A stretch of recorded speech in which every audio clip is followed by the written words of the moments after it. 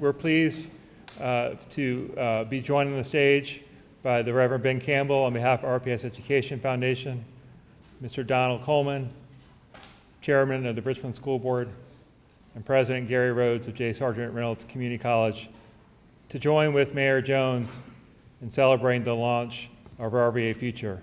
So this time I'll call forward Mayor Jones.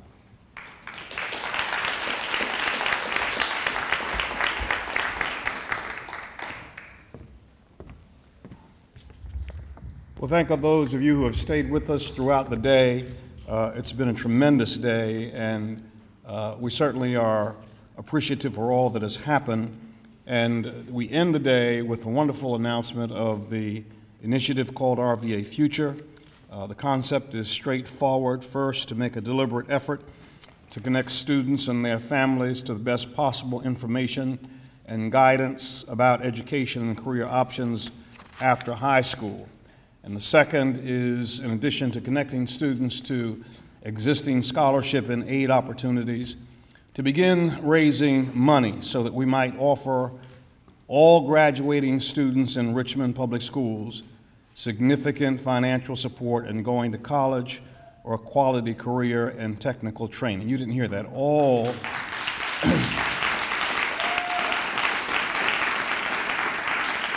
All of the students in our schools. And so the idea that we've all come to know this as is Promise Scholarships. It's already been implemented in many cities across America, and bringing Promise Scholarships to Richmond is a key component of emerging ideas from our Anti-Poverty Commission. Last summer, the Mayor's Office of Community Wealth Building convened a task force to undertake serious exploration of how such programs could be created in Richmond.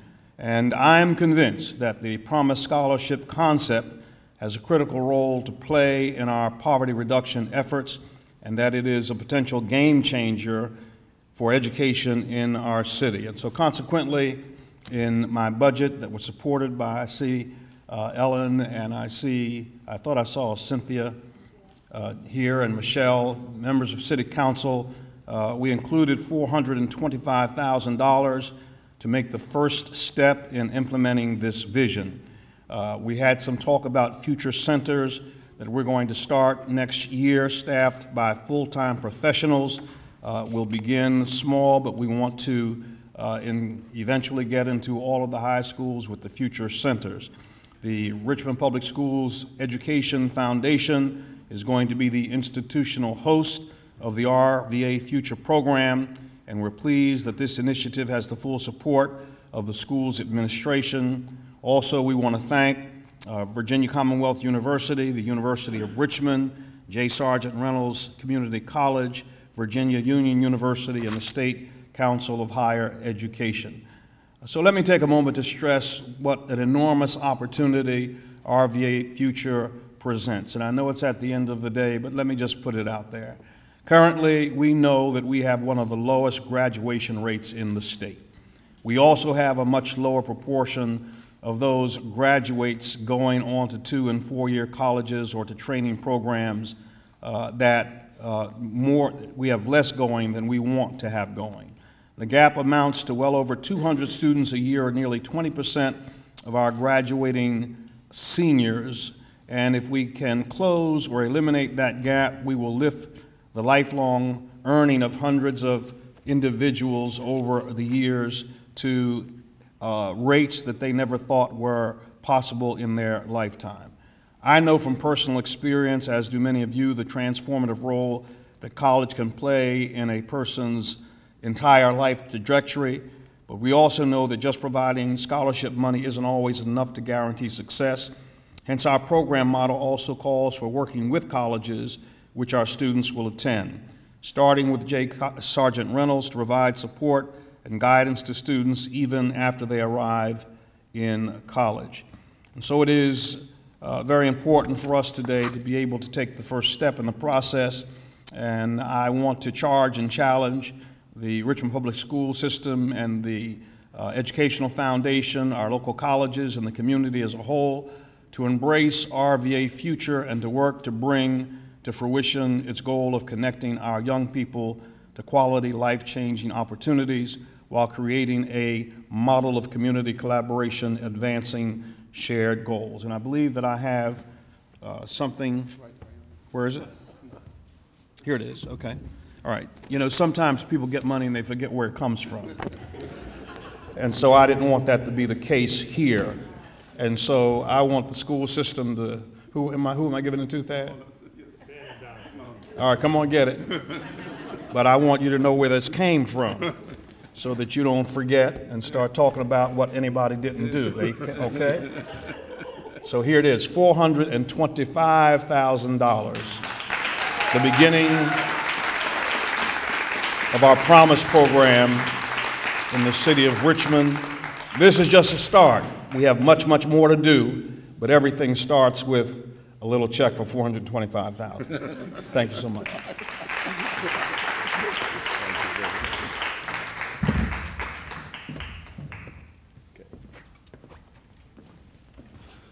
Let's give our fine mayor another round of applause.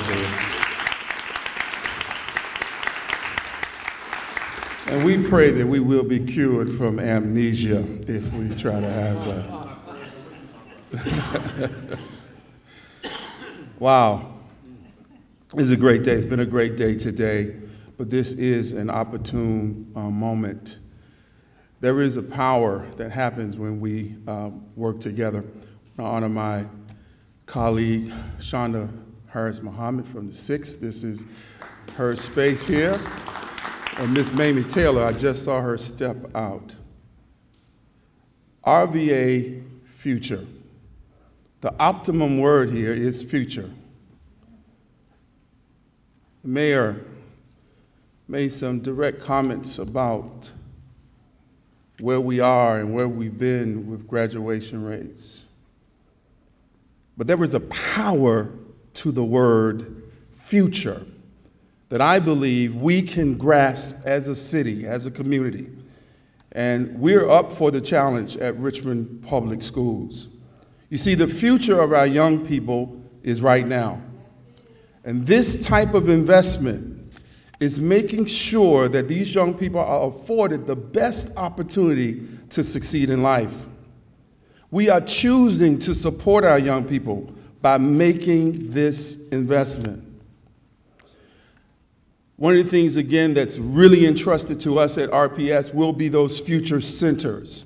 And again, I like that word, future centers, because at some point, and I think Mr. Art Burton made it clear here today, we have to see something about our young people and their futures that's better than where they may have been today.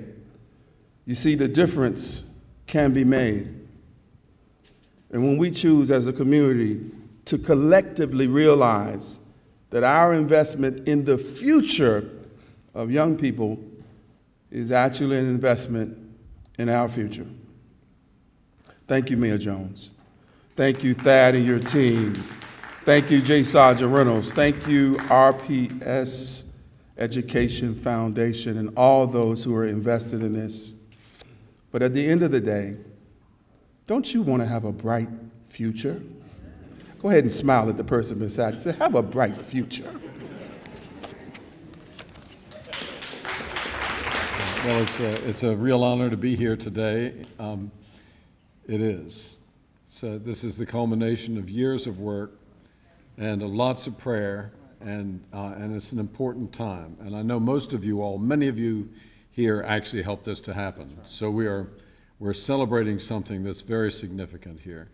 The Richmond Public Schools Educational Foundation is a nonprofit created by Richmond Public Schools, which has a kind of a semi-independent position so that it can receive donations to support the education of our children. You know, the national best practices say that in a school system with this level of poverty, it costs between 150 and 200% as much money to provide equal opportunity as it does in a middle or upper middle class or income school system. So we need work coming in from many places, both in terms of persons and money. And this foundation receives this. In this case, it's going to operate this particular program on behalf of the city.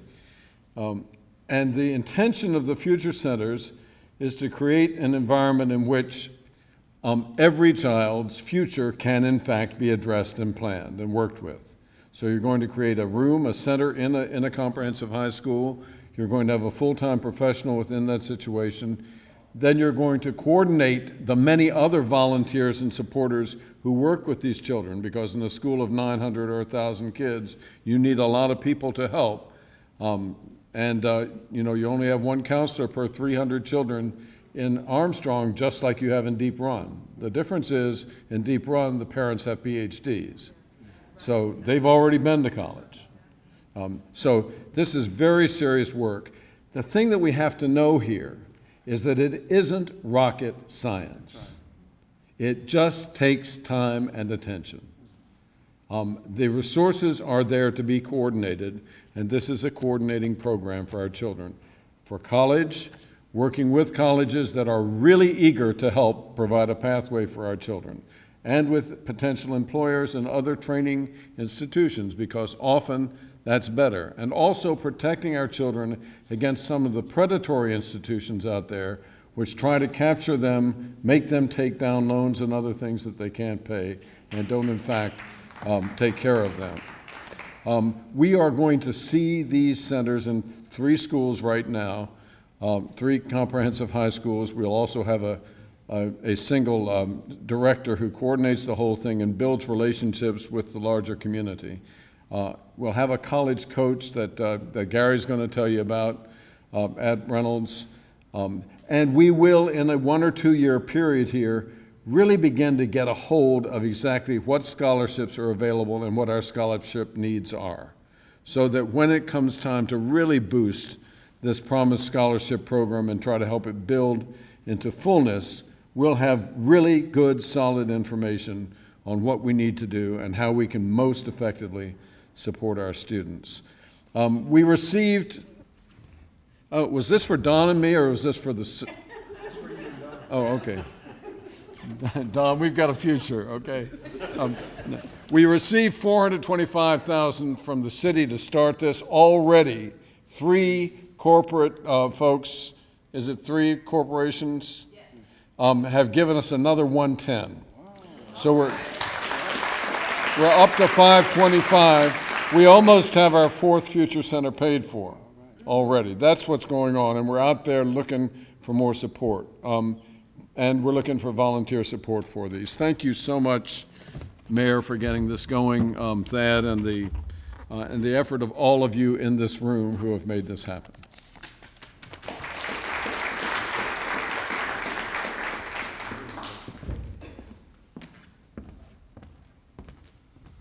Well, good afternoon, Mayor Jones and City Council women, I guess, in the room presently, and Don and Ben and Thad. I'd like to thank you all also for helping support something that's dear to the mission of J. Sargent Reynolds Community College. Let me just make a few comments and connect some dots for you. First of all, my wife complains more than she should about what she says I work too much, and I keep telling her, well, you know I'm not unemployed, but I don't have a job. You know, and like a lot of people in this room, we get up in the morning and we do things to help make our community better. In fact, I'm really proud of the fact that community is part of our name at J. Sargent Reynolds Community College. No disrespect to the 4-year institutions, but 99.9% of the individuals we help improve their lives come from our community, and they're going to improve and learn skills and knowledge and go to work, and they're going to stay in our community, and I think that's really exciting. So let me share with you 2 facts when I speak to groups, 2 facts that I would guess only 2 or 3 people in this room know, and 2 of them, plus myself, work for the college. But one of them is that, and they'll surprise you, 1 out of every 4 workers in the greater Richmond region has attended Reynolds Community College. 1 out of every 4 workers, and 1 out of every 3 healthcare workers. Think about that, that's huge. And we also don't cap our enrollments. And we have students who come to us and they're not even at the college level, and we call it developmental education. We have courses for students to learn to improve their math skills and their reading and writing skills so they can get to college level.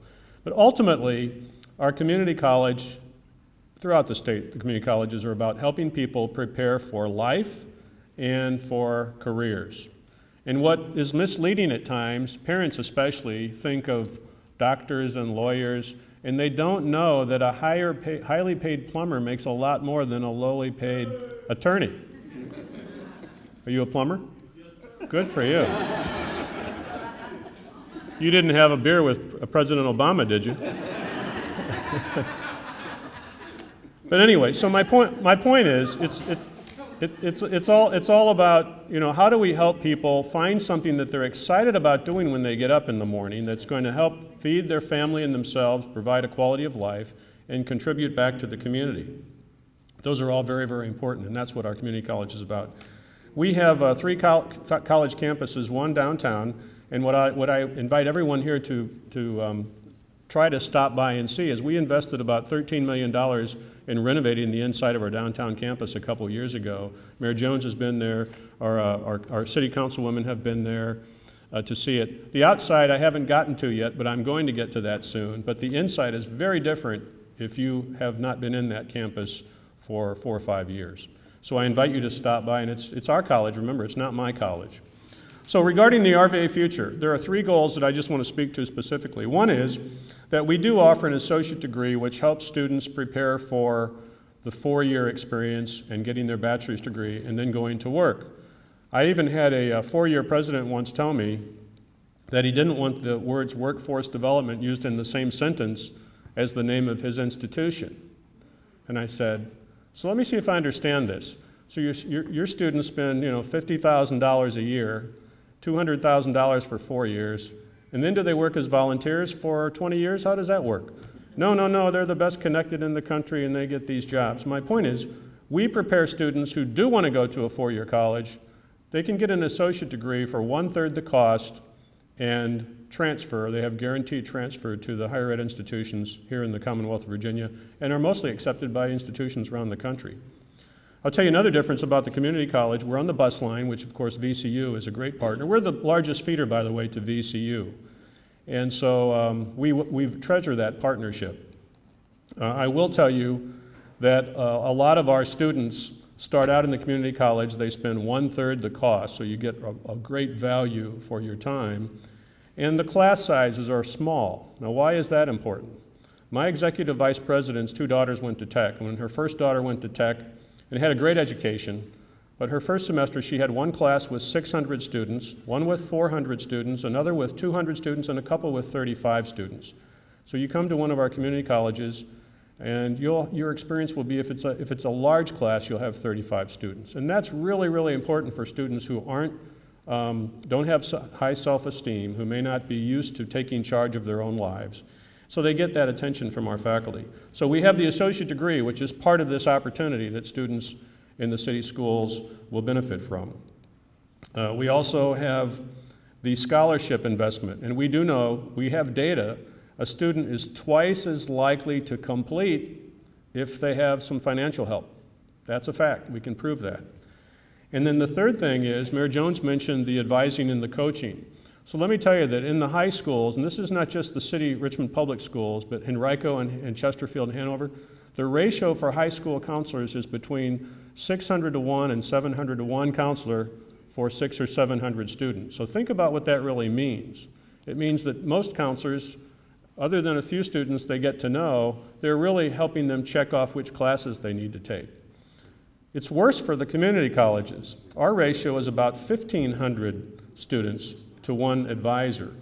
But we have what we're developing called career coaches, and that's what this program will help with, where we have someone who's full-time. In fact, the career coaches that we have at the high schools, they're our staff, we pay their salaries, and they're at different high schools, and they are there full-time to help students understand that they have multiple paths, and they have to be a little proactive and take a path. What doesn't work is if a student doesn't pick any path, right? That's not good, and then they're wandering. But these career coaches are skilled to help students explore many of their options, not just the option of going to a 4-year college or university. And as one of our brothers would say here, as a plumber, a highly paid plumber or a highly paid electrician or a mechanic can have a very high quality of life and can actually do very, very well. So I value our partnership. Recently, Dr. Bedden started what is called the RPS Superintendent's Business Advisory Council. I see Dr. Hunter here. We had our second meeting yesterday, and it's been really great trying to rally business support behind some of the initiatives that he's working with in partnering with the city. So, you know, as we all know, and we've heard this through the national political levels, it takes a village. You've heard that many, many times. I've even heard Mayor Jones say that in the 6 years that you've been mayor from time to time when you're speaking. And it really does take a village. It takes the whole family. Everyone in this room at one point was a child, right? And the success that you have now wasn't done by yourself. It was done by others helping support you and believing in you and investing in you. And that's what I think we take great pride in at J. Sargent Reynolds Community College. We have people who really, really care about the students. And I'll close by reminding you of a saying that you've all heard before, but it's one of my very favorites, and I like to remind my faculty and staff at times, that people often think, we don't care how much you know until we know how much you care. And so we care at J. Sargent Reynolds Community College. We certainly hope that we can double or triple the number of Richmond City students who come through our doors. And some will come back and be faculty, some will be mayor someday, and some will be plumbers. Thank you very much for allowing me to join you today.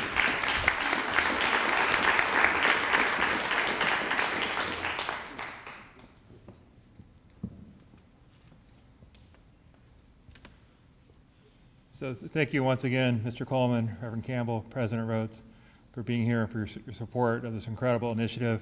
I think I also see about 8 people here who were part of the task force. Could you please stand? Kim Bridges, Sandra Wheeler, Shonda Harris Muhammad, Marion McGee, Leah Walker. This really has been a collaborative effort to put this proposal together in a way that makes sense to everybody. And so thank you to everyone for their hard work. So lastly, we're about ready to close the summit. I'd like to invite Mayor Jones back to the podium to do that. Thank you.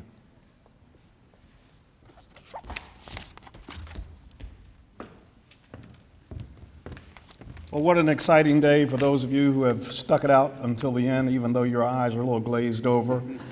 We're glad you're here because this has been a great day for us. And I just want to give a shout out to Thad. He's done just a wonderful job, and we want to.